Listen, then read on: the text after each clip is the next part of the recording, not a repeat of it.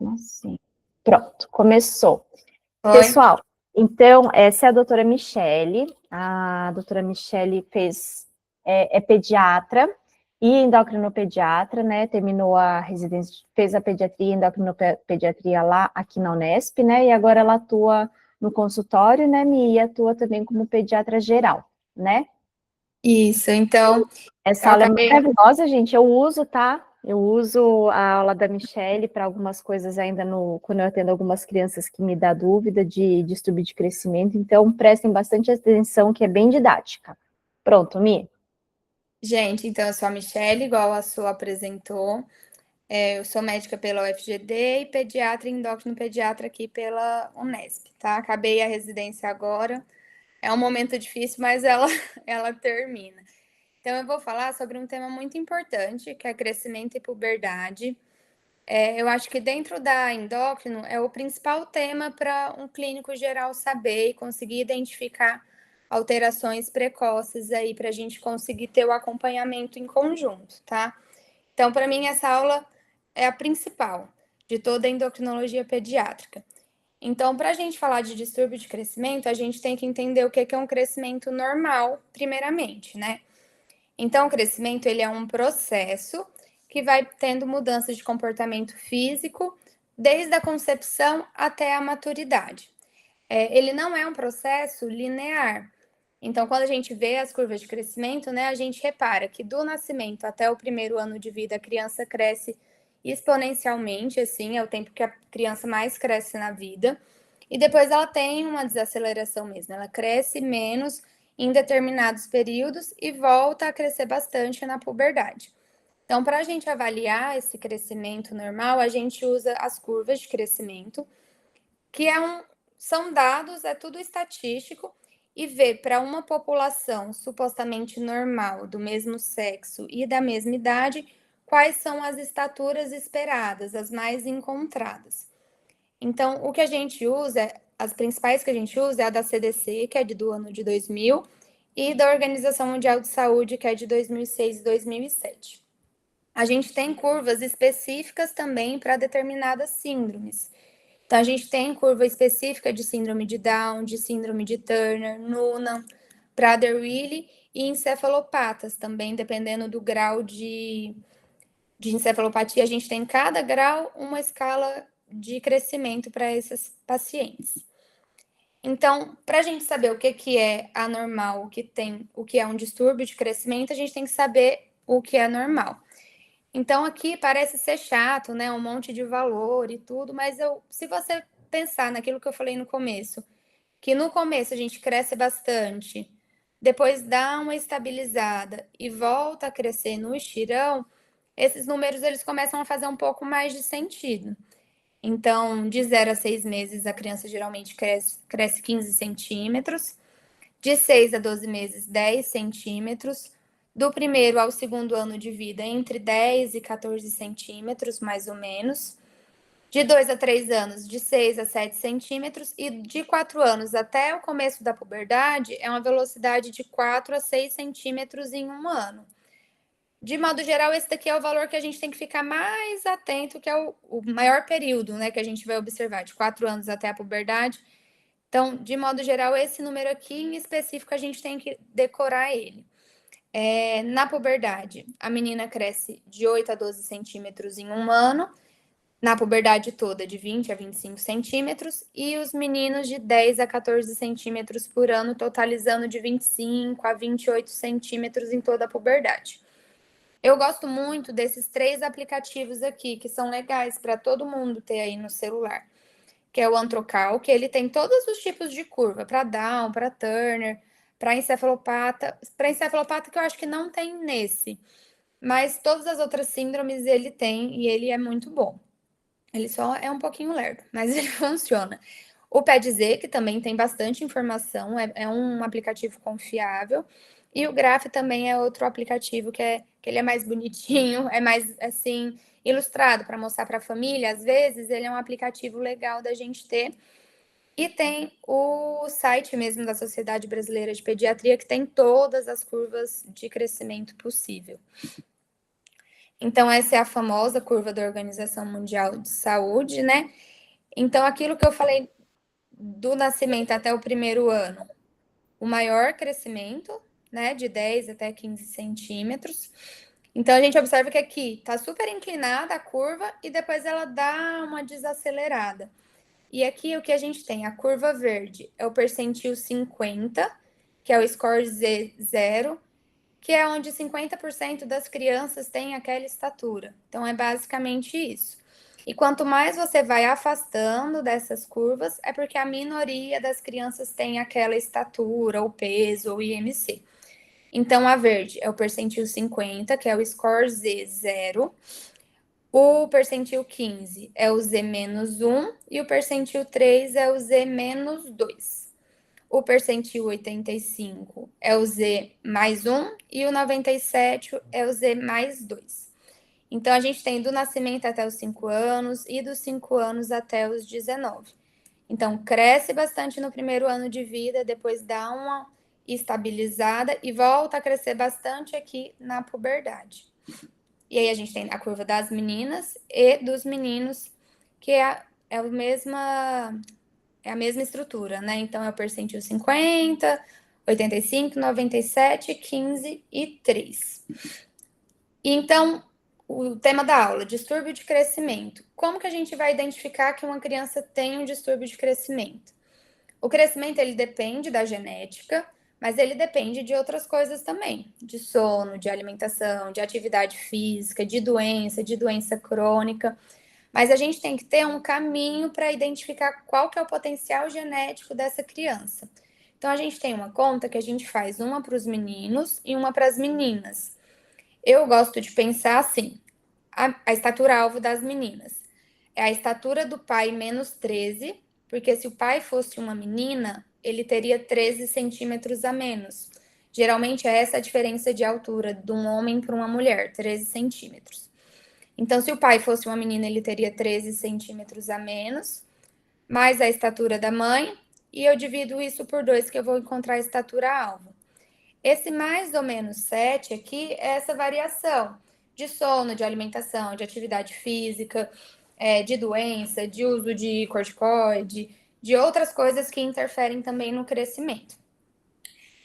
E a estatura-alvo dos meninos, a estatura da mãe mais 13, porque se ela fosse um menino, ela teria 13 centímetros a mais a estatura do pai, dividido por 2, e mais ou menos 7, que é essa variação também das coisas que eu falei, de sono, alimentação, que é uma estimativa do crescimento, né? Essa conta vai dar, vamos supor, 165.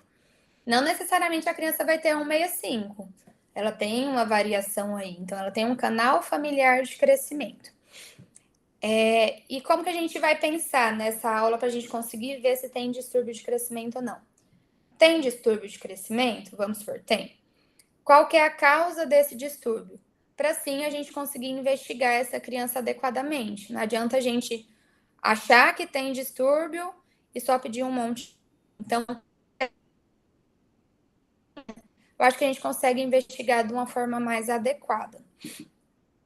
Então, o que é o distúrbio de crescimento por definição? É quando o paciente tem baixa estatura. E o que é baixa estatura? É um score menor do que 2, menos 2. Então, quando tem um percentil aí menor do que 3, ou Z de estatura menor do que menos 2, isso, por definição, é baixa estatura, é um distúrbio de crescimento. Quando a estatura está muito longe do canal familiar, então a gente calculou a estatura-alvo e a criança está muito longe, um desvio padrão abaixo do canal familiar.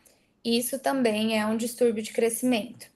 Ou se ela tem uma velocidade de crescimento anormal. Então, por isso é importante saber as velocidades de crescimento lá de trás. Então, se a gente tem sim para alguma dessas perguntas, a gente tem que investigar, mas primeiro a gente tem que pensar nas causas. Então, quais são as causas de crescimento anormal? A gente tem causas primárias. As primárias, a maioria das vezes, ou são doenças cromossômicas ou genéticas. Então, faz parte da criança ter a baixa estatura. Então, é bem relacionado à síndrome. Então, são baixas estaturas sindrômicas. E geralmente elas são desproporcionadas. O que é desproporcionada? Tem o tronco maior do que os membros, ou o membro maior do que o tronco, que é essa alteração de relação de segmento superior, que é o segmento da cabeça até o tronco, e inferior é do tronco até dos membros, né, da perna, e da envergadura. Então, quando a gente tem baixas estaturas desproporcionadas, a gente vai conseguir pensar mais nesses tipos de baixa estatura, ou displasia esquelética, osteogênese imperfeita e as síndromes de modo geral. Quando é uma causa secundária, ela adquiriu aquilo ao longo da vida. E adquiriu como? A maioria das vezes por doenças crônicas. Geralmente, ela é uma criança que cresceu bem até certo momento e depois ela para de crescer. Então, é aquela criança que ela é pequenininha, mas ela é toda pequenininha. O tronco é pequeno, as pernas são pequenas, ela é toda proporcionada. Então, exemplos disso são crianças desnutridas, cardiopatias congênitas, imunodeficiências, doenças neurológicas, pulmonares, tipo fibrose cística, a gente vê bastante, doenças renais, como renais crônicos e síndrome nefrótica, doenças reumatológicas, principalmente do nefrótico e das doenças reumatológicas, por conta do uso do corticoide, que a gente usa às vezes bastante tempo, um uso prolongado. Neoplasias fora de tratamento, então a criança que sobreviveu ao câncer, ela pode ter algum distúrbio hormonal depois, por conta do tratamento, né, da rádio e da químio. E por último, são as endocrinopatias. Então, apesar do crescimento, todo mundo investigar com endócrino, as causas mesmas endocrinológicas são as minorias, tá? Então, a maioria vai ser ou sindrômica ou adquirida por alguma causa. As endocrinopatias ficam no percentual menor aí de causas de crescimento anormal. Então, aquilo que eu tinha falado da envergadura, né? Geralmente a envergadura é o mesmo tamanho da estatura. Difere de 3 a 4 centímetros, mais ou menos. E as razões, os segmentos corporais, né? Segmento superior e segmento inferior. E a gente também tem uma proporção, uma relação que a gente espera para cada faixa etária. Como que eu decoro isso, né? Só a gente lembrar que ao nascimento a criança costuma ser mais cabeçuda, né? Quando a gente compara a cabeça com o resto do corpo. Então, o tronco, a parte superior, vai ser maior. Então, geralmente a relação ao nascimento é 1,7 e isso vai diminuindo ao longo dos anos. Das causas endócrinas, o que eu tenho que pensar? Hipotireoidismo, uma das principais causas. Puberdade precoce ou atrasada, um diabetes mal controlado, que daí ele vai entrar mais no hall de doenças crônicas, na verdade, né? Os raquitismos, que são causas primárias, mas é uma endocrinopatia, síndrome de Cushing, e por último, o DGH, que é a deficiência do hormônio de crescimento. Essas duas coisas aqui são as mais importantes para a gente lembrar que elas existem, né? Que eles são diagnósticos diferenciais, que são normais. Então, às vezes, a criança realmente tem uma baixa estatura, tá um pouquinho fora do alvo familiar, mas ela vai ter essas variantes da normalidade, que é o retardo constitucional do crescimento e desenvolvimento, que eu vou explicar mais para frente, e a baixa estatura familiar. Então, como que eu vou investigar essa criança? A anamnese sempre bem detalhada, a gente da endócrino e da pediatria de forma geral gosta de uma anamnese bem feita, para a gente conseguir ver se a gente acha alguma coisa que puxa a gente, lembre alguma coisa de doença crônica ou de dismorfismo, né, de sindrômicos, então a gente precisa de uma anamnese bem feita. Interrogatório sobre diversos aparelhos para ver manifestação de doença crônica, principalmente. Dos neonatais, esses dois são interessantes. Então, o uso de fórceps, às vezes, pode causar uma ruptura da haste hipofisária. Então, a gente tem a hipófise e o hipotálamo, né, que são na cabeça. E o uso de fórceps, como é uma estrutura bem pequenininha, bem fina e delicada, quando a gente usa o fórceps, a gente pode ter uma ruptura dessa haste e não produzir hormônio de crescimento adequadamente. Então, é um dado que a gente tem que lembrar. e quando a criança, por algum motivo, nasceu pequena para a idade gestacional. Geralmente, quando é PIG, eles recuperam tanto peso quanto estatura até os 2 anos de idade, que é aquele catch-up que a gente fala. Algumas crianças que foram pequenas para a idade gestacional não recuperam até os 2 anos. E isso precisa ser investigado também. Desenvolvimento neuropsicomotor e os antecedentes familiares. A estatura dos pais, para a gente calcular o canal familiar. A idade de puberdade também é importante e consanguinidade por conta das doenças cromossômicas genéticas que são mais frequentes em consanguíneos. Dos dismorfismos, para a gente tentar investigar, o que a gente tem que lembrar, de olhar bem o rosto, a gente às vezes pode não saber qual síndrome é especificamente, mas a gente tem que aprender a olhar para a criança e ver algumas assimetrias, ver distância entre o olho, ver como que é a boca, se tem deformidade de parede torácica, de coluna, assimetria ou encurtamento de membros. Então, examinar bem a criança. Fazer antropometria, relação dos segmentos, superior e segmento inferior, envergadura, palpar bem a tireoide, porque quando a gente pensa num hipotireoidismo, a criança pode ter bósteo, que é a tireoide mais aumentada. Avaliar o estadiamento puberal e a busca ativa por doenças crônicas. Então, eu fui, vi a criança e eu descobri, ela realmente tem uma baixa estatura. Eu pensei nas causas e eu acho que das causas ela tem uma baixa estatura desproporcionada. Eu medi ela, a relação do segmento não está adequada, a envergadura não está adequada, ou tem alguma carinha, não gosto de falar esse nome, mas alguma carinha que tá estranha, tô achando que é síndrome, algum dismorfismo. Então, quando a gente pensa numa baixa estatura desproporcionada, a gente pede radiografia de corpo todo para ver mineralização óssea, pensando em raquitismo, por exemplo, a idade óssea e o cariótipo para a gente ver doenças genéticas. O cariótipo a gente não pode deixar de esquecer de pedir em todas as meninas com baixa estatura. Porque a síndrome de Turner, às vezes, a única manifestação é uma criança baixa, uma menina baixa. E pode nem ter tanta carinha, tanto dismorfismo. Então, o cariótipo em meninas com baixa estatura, ele é obrigatório.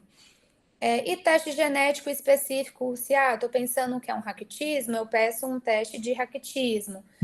Uma acondroplasia, uma pseudoacondroplasia, eu vou pedir o teste genético específico para aquilo. Agora, se eu vi a criança, tem baixa estatura, e dentro ali da minha avaliação eu achei que ela é uma baixa estatura proporcionada, toda pequenininha, aí a gente vai para 2 caminhos. A gente sabe a velocidade de crescimento ou não.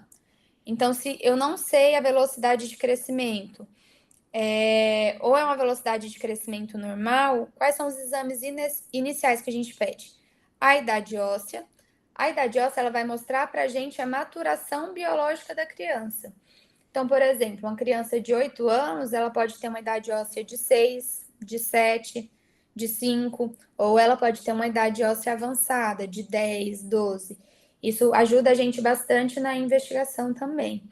E a gente pode acompanhar a velocidade de crescimento e esse ser o nosso primeiro passo, nosso passo inicial. Agora, se eu tenho uma velocidade de crescimento que não tá legal, anormal, ou eu achei alguma coisa sugestiva de doença crônica, eu vou pedir exames de doença crônica. Quais são as doenças crônicas que a gente costuma pedir? Então, anemia, hemograma e ferritina, eletrólitos junto com a função renal, pensando em alguma doença renal crônica, algum raquitismo também, VHS-PCR para ver prova inflamatória, função da tireoide com TSH e T4 livre, função hepática, e essa parte de IgA total e antitransglutaminase é para ver doença celíaca, tá? Então, esses são os primeiros exames de triagem inicial que a gente faz. E o raio-x da idade óssea também. Quando eu sempre tenho que investigar, independente, assim, não sei a velocidade de crescimento, vou pedir só a idade óssea acompanhar, quando eu não posso fazer isso. Se é uma baixa estatura grave, que é grave? Menor do que -3. Não tem como eu só acompanhar, eu tenho que investigar sempre. Quando a criança desacelerou, então ela acompanhava, crescia normal e depois estaciona. Isso é um sinal de alerta, a gente precisa investigar também sempre. E se ela tem algum fator de risco? Então, os sobreviventes oncológicos aí que teve tumor do sistema nervoso central ou que fez a radioterapia de neuroeixo, quem tem outra doença hipofisária, então a gente tem que lembrar que o hipotálamo e a hipófise é uma estrutura bem pequena e bem interligada. Se eu tenho, vamos supor, um hipotireoidismo central, essa criança tem que acender alerta para uma deficiência do hormônio de crescimento. Se ela tem um hipogonadismo central também, a gente tem que investigar outras doenças hipofisárias. Por exemplo, insuficiência adrenal também. Sempre investigar todos os eixos hipotalâmicos, tá? Ou se tem alguma malformação do sistema nervoso central, porque a hipófise e o hipotálamo são no sistema nervoso. Será que ele tem também alguma alteração hipotalâmica hipofisária estrutural? Então, quando a gente tem esses fatores de risco, baixa estatura grave ou uma criança que desacelerou, a gente tem que investigar sempre. Esses outros exames são exames mais direcionados e mais específicos, dependendo do que eu estou pensando. Então, por que eu não saio coletando o GH basal de todo mundo? O GH, ele é um hormônio que ele é pulsátil. Então, se, por exemplo, eu coleto o meu GH amanhã de manhã e veio baixo, isso quer dizer alguma coisa? Não. Eu posso só ter pegado um vale do GH e não o pico do GH. Então, o GH basal não me ajuda em grandes coisas. O que ajuda é esse teste de estímulo de secreção de GH. A gente dá uma medicação, ou a clonidina, ou a insulina. Então, o que a gente faz? O da clonidina. A clonidina, ele faz um pico de GH obrigatório. Então, a gente dá o remédio para a criança e coleta o GH com 30 minutos, 1 hora e meia e 2 horas. Então, nesse intervalo de tempo, a criança tem que fazer um pico de GH. Esse da insulina, como que funciona? A gente faz insulina na criança e provoca uma hipoglicemia. Com a hipoglicemia, a gente provoca a gente estimula a secreção de hormônios. Ai, gente, fugiu a palavra. Contrarreguladores. Então, em vigência de hipoglicemia, a gente tem aumento de cortisol e a gente tem aumento de GH. Então, se eu fiz uma hipoglicemia e meço meus picos ali de GH com 30, 1 hora e meia, 2 horas, eu tenho que ter um GH dosável, um GH alto. Se eu não tenho, isso é bem sugestivo de deficiência do hormônio de crescimento. Esse IGF-1, ele é um exame que ele é mais legal de coletar, que ele é como se fosse um metabólito do GH e ele fica mais estável ao longo do tempo, ao longo do dia. Ele não é tanto em vale e pico. Então, eu posso dosar ele como se fosse um exame inicial para ver se eu tenho quantidade de GH suficiente ou não. Geralmente, quem tem deficiência do hormônio de crescimento tem esses níveis muito baixos, tipo 20, 30, sendo que o normal é 300. Vou chutar valores aqui para vocês entenderem, tá? E o exame de imagem, se eu estiver pensando em alguma coisa de sistema nervoso central. Dito isso, tudo, agora eu quero a colaboração de vocês para me ajudarem a resolver os casos clínicos. Eu queria que vocês participassem, para eu só não ficar falando aqui um monte sozinha, tá? Então, VAD, uma menina de 10 anos, ela foi com estatura de 1,25, a mãe não tinha nenhuma queixa, não notou que tinha parado de crescer, ela só era sempre a mais baixinha. Não tinha o desenvolvimento puberal ainda e era um M1P1, ou seja, não tinha iniciado a puberdade ainda. A mãe tinha 1,65 e o pai 1,73. Então, jogando ela na curva aqui da OMS, ela ficava aqui abaixo do percentil 3. A estatura era -2, o de Z-score, -2,22. Então, essa paciente, ela tem baixa estatura? Tem baixa estatura, Pro. Isso, pela definição, ela tem, porque o score de estatura é menor do que -2. Então, ela tem. A velocidade de crescimento a gente não sabe, não tinha nenhuma antropometria prévia, Mas qual que é a estatura-alvo dessa criança, com base nesses dados? Vamos ver se vocês calcularam direito. 1,62 m, professora. Varia no mais ou menos 7.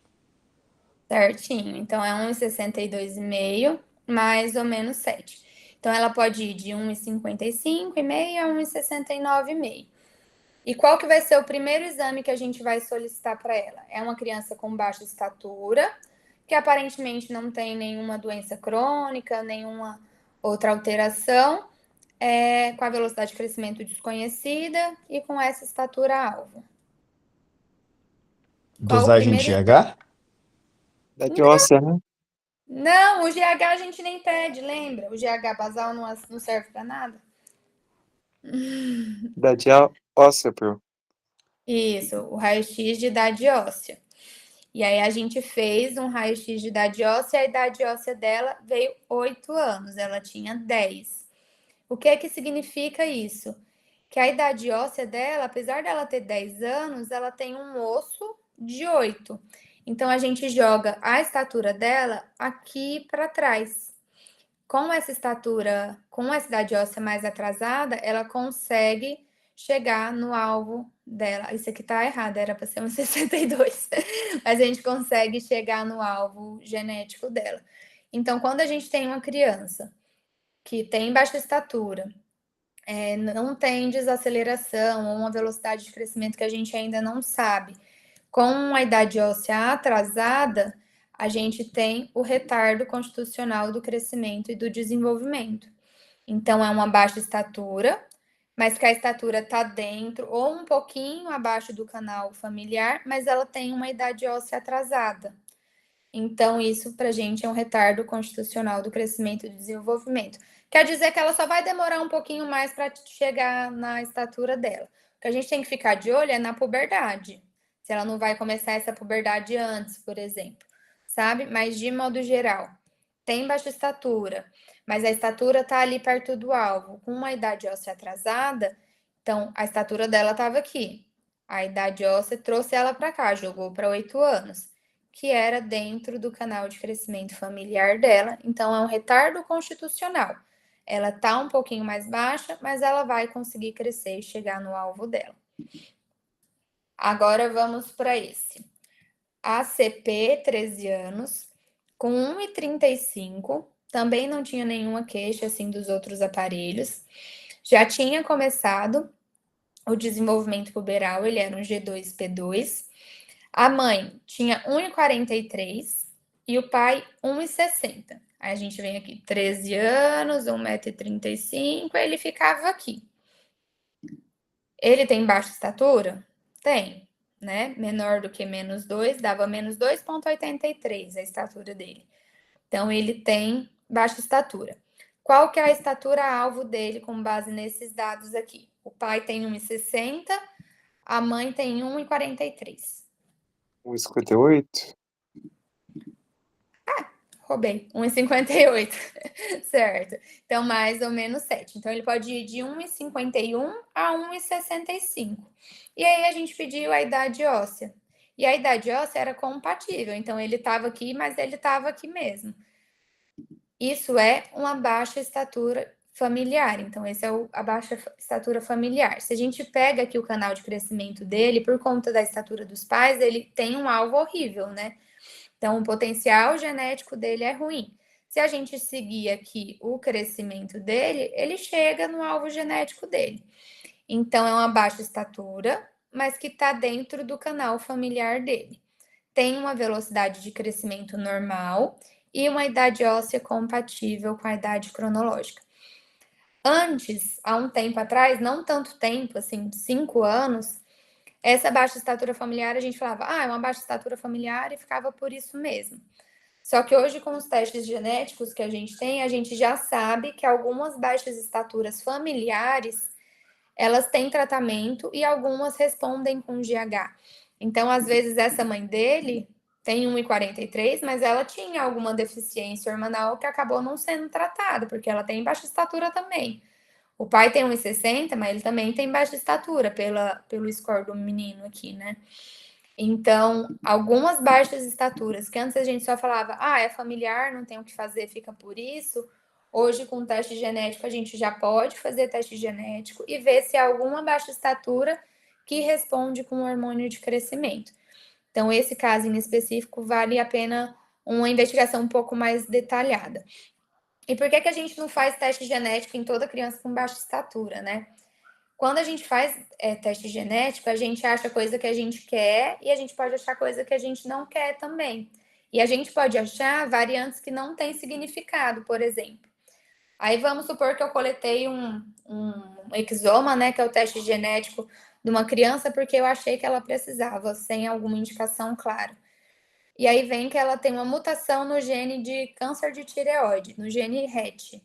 Mas o dela é em heterozigose e para ela não vai ter nenhum problema. Mas de onde que veio esse RET? Veio da mãe ou veio do pai? Será que eu não vou dar um diagnóstico para a mãe, que vai ter um câncer medular de tireoide daqui a um tempo? Então, o teste genético a gente tem que ter cuidado com isso, que às vezes a gente acha variantes de significado incerto, e às vezes a gente acha uma coisa que a gente não queria achar e a gente tem que investigar os pais. Então, ter cautela com o teste genético, tá? Isso foi o de crescimento. Alguma dúvida até agora? Eu tenho uma. Pode Tá, falar. e você comentou sobre o uso do GH, Uhum, no caso anterior, caso desse para corrigir a baixa estatura do rapaz. uhum, Ah, quando a gente estava estudando o sistema hormonal, né, então a uhum, gente tinha correlação, várias pessoas que faziam uso, às vezes, de recursos androgênicos, ou seja, usavam de forma exógena tanto testosterona quanto outros hormônios, e uhum. podia alterar o eixo fisiológico. O Sim. GH, de uso externo, ele pode alterar? Então você faz o tratamento com GH, mas quando você retira, pode ter alguma desregulação do eixo? Pode, pode. Tanto é que, assim, geralmente criança que tem deficiência do hormônio de crescimento, ela não vai usar só até ela parar de crescer. Ela vai usar o resto da vida. Tudo que é exógeno, a gente usa, a gente suprime o nosso eixo. Então, se eu estou usando um GH ali, o GH é impulso, e eu uso um GH exógeno, que vai ficar mais estável ao longo do dia, eu inibo meu eixo somatotrófico, né? Então, não vou ter pulso de GH. Então, todo uso, assim, exógeno de GH, por exemplo, quando a gente for retirar, a gente tem que retirar com um certo cuidado. Então, nunca... O problema maior é suspender abrupto, sabe? Tem que tentar suspender mais gradual, para o eixo voltar a funcionar. A mesma coisa a testosterona. Se você dá testosterona pro homem, o hipotálamo dele para de produzir GNRH. Para que eu vou produzir LH e FSH meu se eu já estou dando testosterona? Então, se você tira a testosterona de uma vez, o eixo está bloqueado, então não vai ter testosterona, nem endógena, nem exógena. Então, a maioria do problema desses recursos é a suspensão imediata, sabe? Perfeito, obrigado. Nada. Então, agora de puberdade. Puberdade, o que é a puberdade? É um processo de maturação biológica e sexual com o aparecimento dos caracteres sexuais secundários e aceleração do crescimento. Então, a puberdade, a gente tem que lembrar que ela é um processo, não é uma coisa isolada. Então, a gente tem que ter uma mudança que vai acontecendo, um processo de mudanças, não é uma coisa única. Então, vai ter caráter sexual secundário e vai ter principalmente aceleração do crescimento. A adrenarca, às vezes, é confundida com a puberdade, mas ela é um evento que antecede a puberdade. Ela ocorre por volta dos 5, 7 anos. A criança começa a ter uma mudança de composição corporal, pode começar a ter um odor axilar bem característico, fica mais sudoreica, com acne em região frontal e pode ter um aumento discreto na velocidade de crescimento. Mas isso não é ativação do eixo puberal dela ainda, gonadotrófico. É só hormônio produzido na adrenal. A adrenal é uma glândula pequenininha que fica em cima do rim. E ela também produz alguns hormônios. Então, essa adrenarca é o desenvolvimento da adrenal, não necessariamente puberdade, tá? A puberdade normal nas meninas começa aos 8 anos e vai até os 13. Quando tá fora desse intervalo, a gente tem que investigar. E nos meninos, dos 9 aos 14 anos. Então, aqui, você estava até falando agora do testículo, né? Então, a gente tem o hipotálamo e a hipófise. O hipotálamo produz GNRH, que vai na hipófise e produz LH e FSH, que atua no testículo e no ovário. Então, isso é um processo central, que é o eixo hipotalâmico, hipofisário, gonadal. Então, como eu falei, ele é um processo de mudanças. Então, nas meninas, o primeiro marco da puberdade é o aparecimento do broto mamário, que é a telarca. Depois a gente começa o surgimento dos pelos e, por último, o último evento é a menstruação, é a menarca. Algumas diferenças entre a menina e o menino são importantes a gente entender, assim. Então, a menina tem uma velocidade de crescimento no estirão de 8 a 9 centímetros por ano. O menino é de 10 a 12 centímetros por ano. Então, a velocidade de crescimento no menino é maior. E na menina, começa em M2 e tem o pico do estirão em M3. No menino, ele começa mais tarde o estirão, em G3, e tem um pico do estirão em G4. Na menina, depois da menarca, que geralmente é em M4, ela desacelera e cresce uns 2, 6 centímetros aí no máximo. E o menino mantém o estirão em G5. Daí que tá aquela diferença de 13 centímetros da mulher para o homem. Se a gente vê essa diferença no processo de puberdade, é por isso que a menina é menor do que o homem. Porque ela começa a puberdade um pouquinho antes, com 8 anos. O estirão começa antes e termina antes. E no menino, a puberdade começa mais tarde, o estirão começa mais tarde e ele mantém o estirão até o final da puberdade. Por isso a diferença de estatura. Então, a menina cresce de 20 a 28 centímetros na puberdade toda e o menino de 25 a 28, às vezes 30 centímetros na puberdade toda. Então, esse gráfico, ele é muito bom, assim, para a gente ver isso. Se a gente consegue entender isso, a gente consegue já entender tudo que é uma puberdade fisiológica, normal. Então, meninas, 8 a 13, tem a adrenarca por volta dos 5, 7 anos, e ela mantém a velocidade de crescimento normal pré-puberal, que é de 4 a 6 centímetros por ano. O M2, que é o surgimento do broto mamário, já começa a velocidade de crescimento aqui, a aceleração. E ela faz o pico em M3 e depois em M4, quando a gente tem a menarca, ela já cai a velocidade de crescimento. O que a gente tem que entender é que cada processo desse, de um M2, de uma mama que é só broto, para virar um M3, que é uma mama com glândula, virar um M4, que é uma mama mais diferenciada, e o M5, que é uma mama de adulto, isso demora tempo. Então, muitas mães, elas ficam com medo assim, porque começou o broto mamário agora aos 8 anos, por exemplo, e tá com medo de menstruar daqui 6 meses. Não é assim. Então, cada etapa dessa é de 6 meses a 1 ano, às vezes até 1 ano e meio. Então, daqui que começou o broto até ter a menstruação, demora de 2 anos a 2 anos e meio, pode demorar 5 anos. Então, é um processo que é devagar, não é porque começou um broto mamário agora aos 8, que daqui 6 meses a criança já menstrua, tá? Nos meninos, aquilo que eu tinha falado das velocidades de crescimento, ele continua com aquela velocidade de crescimento de 4 a 6 centímetros por ano. Em G2, que é quando a gente tem o aumento do volume testicular, ele continua crescendo de 4 a 6 centímetros por ano, e só em G3 que ele vai ter o pico de velocidade de crescimento, né, o estirão, e que dura até o final da puberdade. Então, ele começa a puberdade mais tarde, tem o pico mais tarde, e o pico dura mais tempo. Então, por isso que ele cresce mais. Os estadiamentos, né, a escala de Turner, eu acho que vocês já viram aí também nas aulas que vocês estão tendo. Então, não vou ficar falando grandes coisas, mas assim, M1 não tem nada, né, de broto mamário. M2 é o primeiro sinal da puberdade da menina, é o surgimento do broto mamário. M3 começa a ter depósito de glândula aqui do lado. M4 a gente diferencia mais a glândula e a areola. E M5 a mama já adulta, mais volumosa. E os pelos vai só aumentando a quantidade, basicamente. Nos meninos, o G1 é um testículo ainda pequenininho, menor do que 3 centímetros cúbicos. O G2, que é o primeiro marcador aí da puberdade, é quando o testículo está com 4 centímetros cúbicos. O G3, o pênis começa a aumentar em comprimento. O G4, em diâmetro. E o G5 já é o pênis adulto, com mais diferenciação da glande também. Então, da puberdade é isso, a puberdade normal.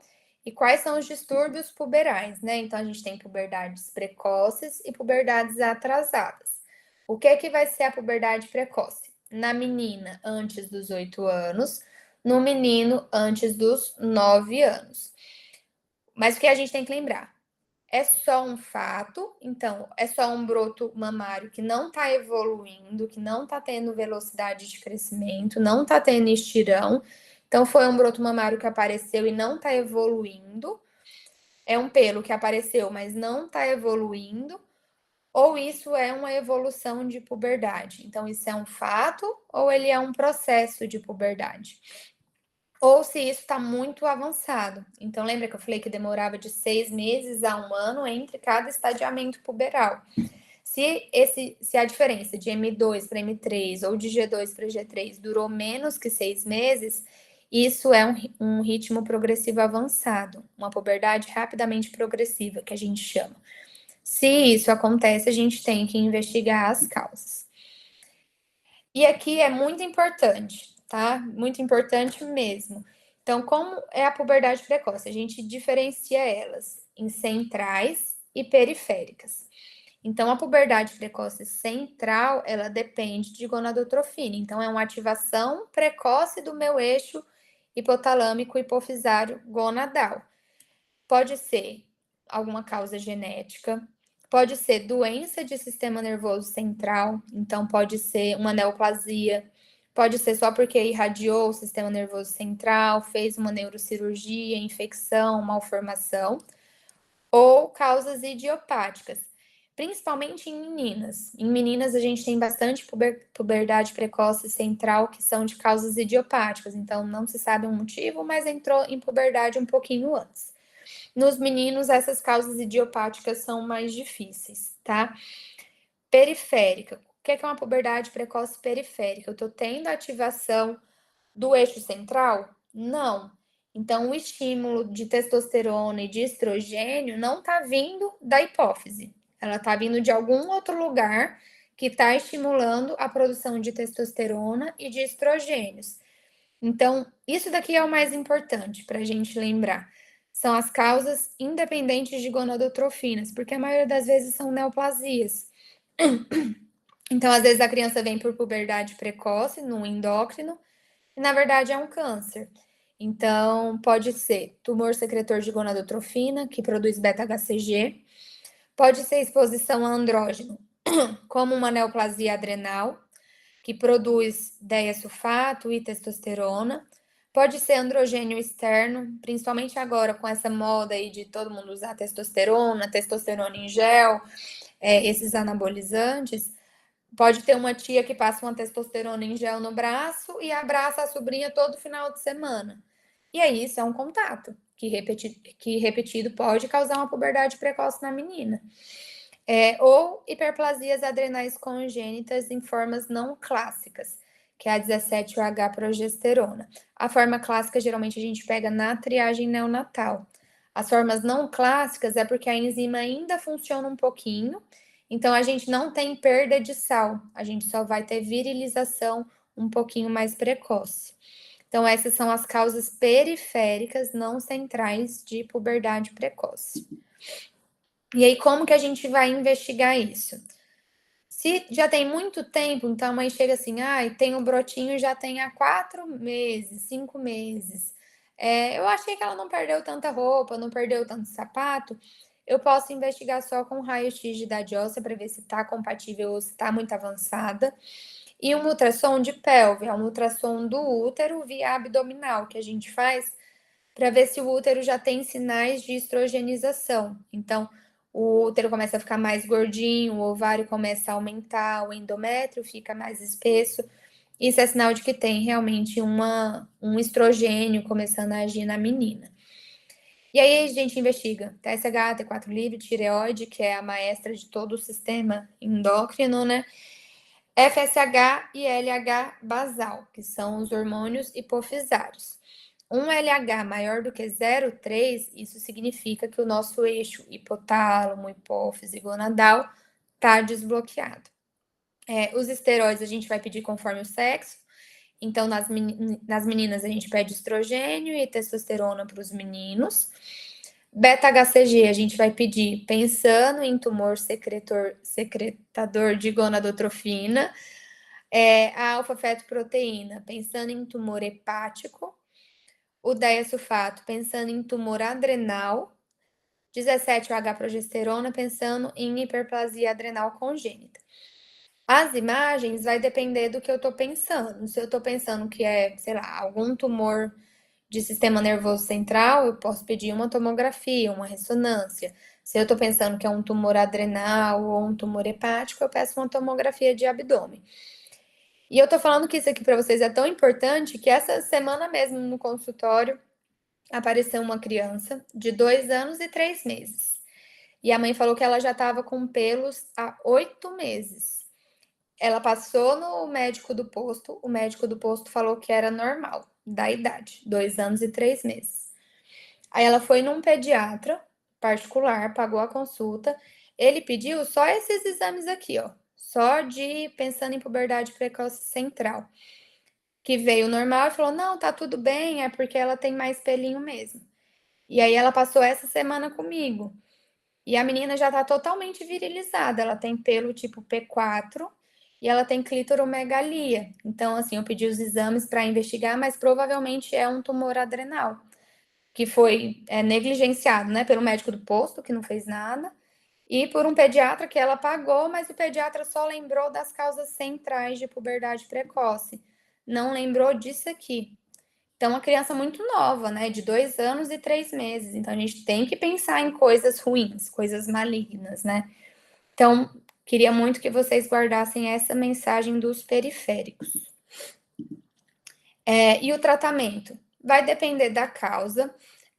A puberdade precoce que a gente mais investiga, que a gente mais acompanha, é a precoce central idiopática nas meninas, que começam uma puberdade precoce e a gente a gente investiga tudo e não acha nada. Então, qual que é o objetivo desse tratamento? É impedir o avanço puberal, principalmente para garantir estatura final. Prevenir distúrbio psicológico, abuso sexual e gravidez precoce, e uma menarca precoce que está relacionada com câncer de mama.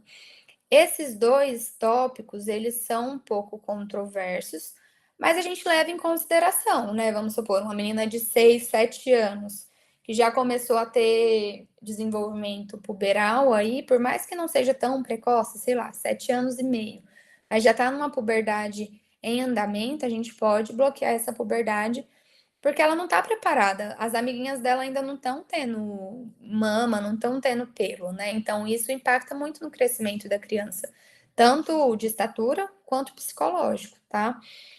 E aí, qual que é o tratamento da puberdade precoce? Central, dependente de gonadotrofina, tá? É o agonista do GNRH, que é a leuprorelina, triptorelina, tem outras formas também de medicação. Então, o GNRH, que é um hormônio produzido no hipotálamo também, ele também é produzido em pulso. Quando a gente dá esses agonistas, o que eles fazem? Eles se ligam no receptor do GNRH e fica estimulando ele o tempo todo. E o estímulo, quando ele fica totalmente estimulado o tempo inteiro, ele não produz LH e FSH.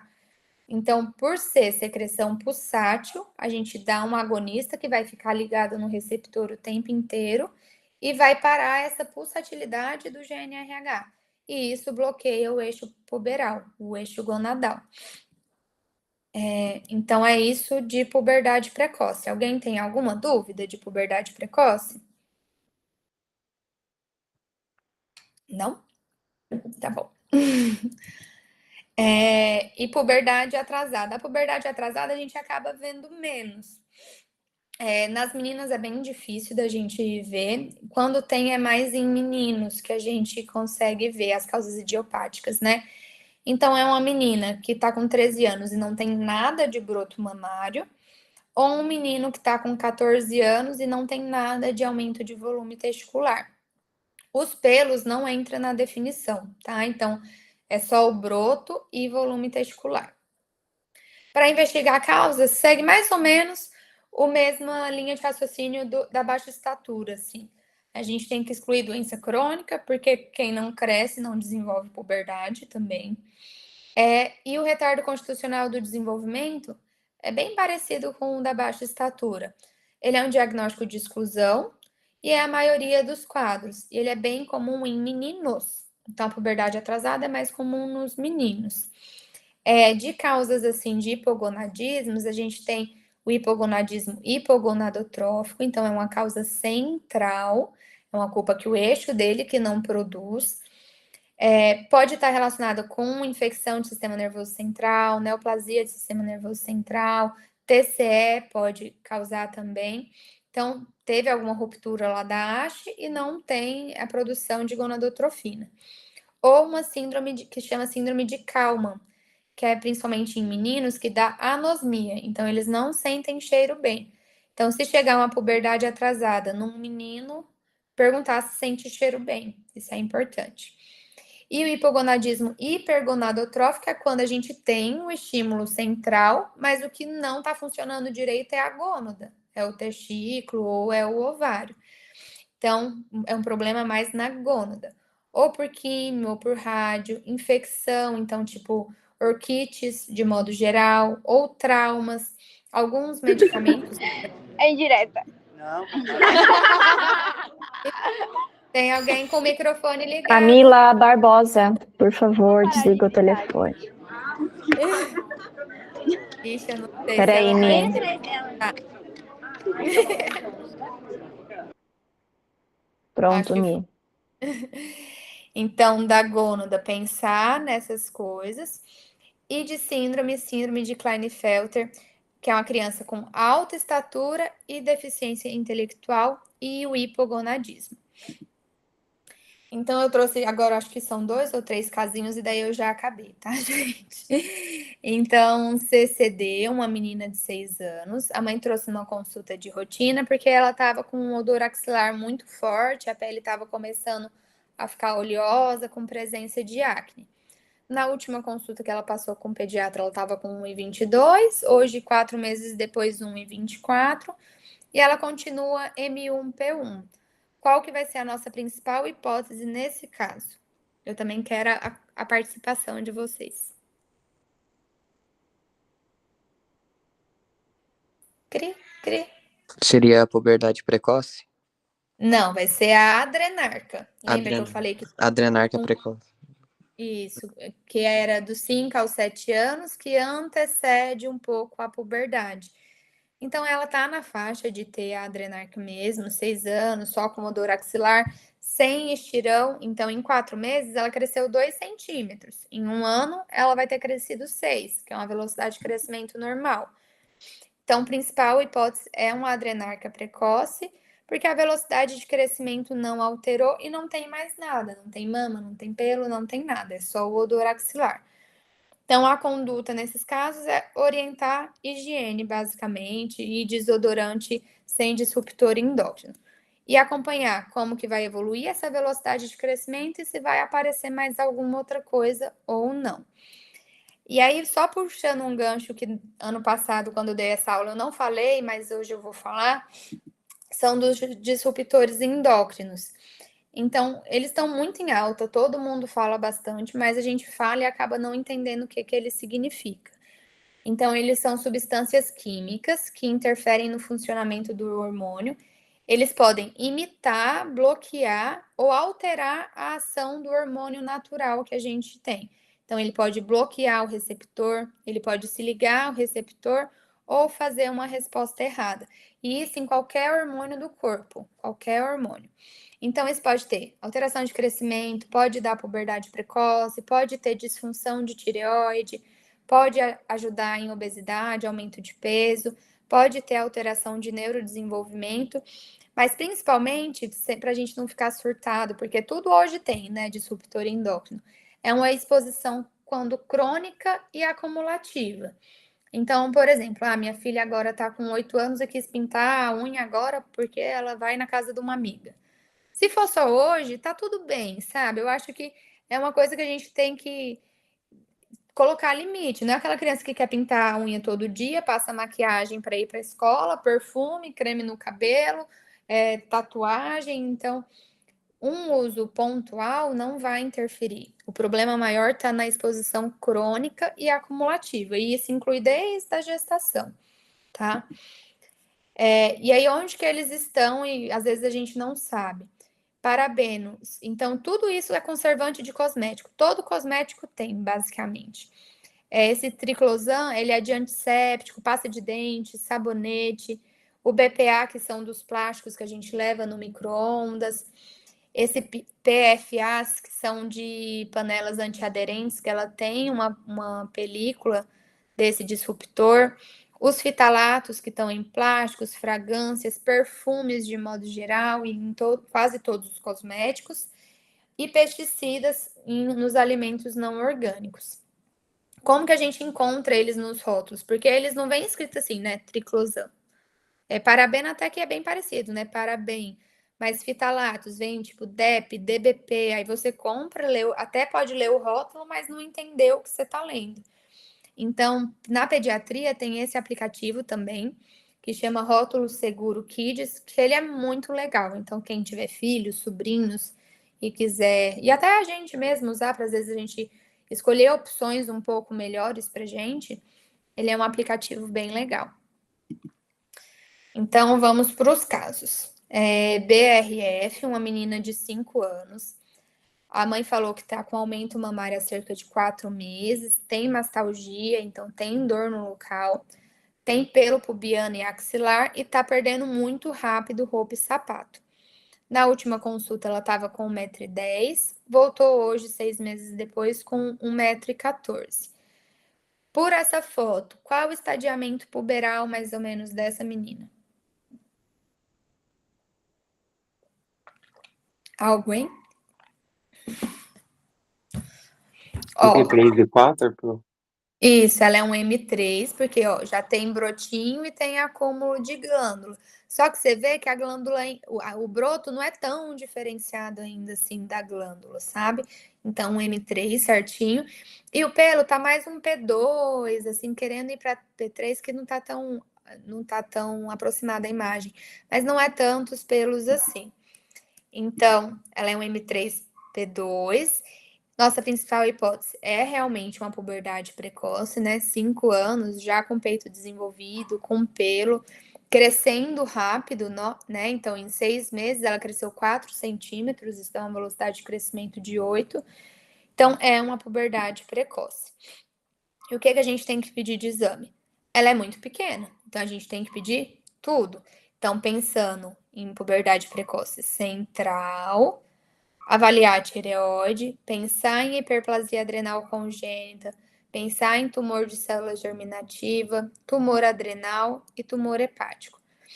E de imagem, a tomografia de crânio, a depender aí se algum desses exames adrenais, hepáticos vem alterado, e a gente faz tomografia de abdômen também. E aí era só uma puberdade precoce central mesmo, dependente de gonadotrofina. Aí a gente bloqueia a criança com a agonista do GNRH. E era isso. Deixa eu sair da minha tela agora e me ver. Muito bom, adorei esse aplicativo que você colocou. Você podia postar no Instagram para eu compartilhar depois. O do rótulo seguro, senhor? Aham. Eu postei já. Essa aulinha é do meu Instagram. Ah! Inclusive, me sigam, gente, para mais dicas. A Mi posta um monte de vídeo, já postei alguns. A Talvez eu tenha Soraya já perdido postou. essa. O A Su Mi, já postou alguns. Alguém tem alguma dúvida, tem gente? aqui uma pergunta no chat, o Matheus Henrique, ele quer perguntar se tem relação à alimentação com a puberdade precoce. Tem principalmente por conta de agrotóxico, de pesticidas, né? Então, e de embalagem também de ultraprocessada. Então, se você pensar, salgadinho, refrigerante de lata, tudo que é ultraprocessado vem dentro de embalagem que tem metal, basicamente, né? Aquela parte interior, por mais que seja, diz que é livre das coisas, não é totalmente. Então, a embalagem dos alimentos interfere muito. E comida que não é orgânica, que usa bastante pesticida, agrotóxico, essas coisas. Então, a alimentação também interfere nesse sentido. Tá, legal. O pessoal tá Mas elogiando bastante. Pediram o link do seu Instagram, Mi. eu mandei a aula para a Sô, se você quiser mandar, Sô, pode mandar. É @doutora Michele De Biasi. Tá bom. Eu vou mandar depois para os meninos. Mais Sim. alguma pergunta, gente? Vou parar aqui a gravação, só um minuto. Matheus Lopes me quer saber